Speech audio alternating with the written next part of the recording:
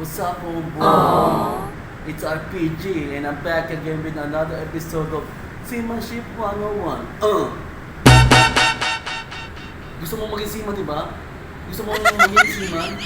Sakto itong mga video ko sa'yo. Kaya panoorin mo ito hanggang sa matapos. Ay!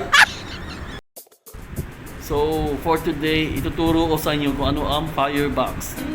Okay, ito ang firebox sa harapan ninyo. Buksan natin, okay?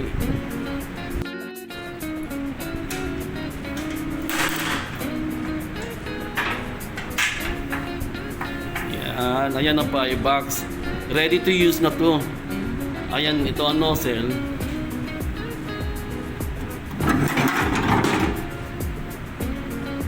Yan. Konektado na siya sa sa water hydrant. So, ang gagawin na lang ninyo ay bubuksan ang valve.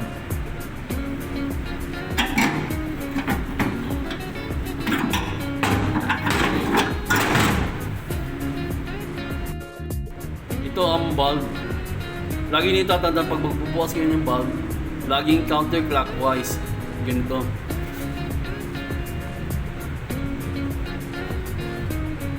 Yun.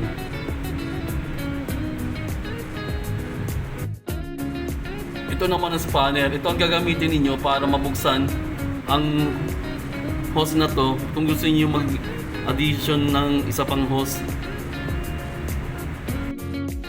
So ayan, homeboys, kita na ninyo, ready to use na yan. Hilain na lang ninyo at ready to attack the fire na just in case na may sunog.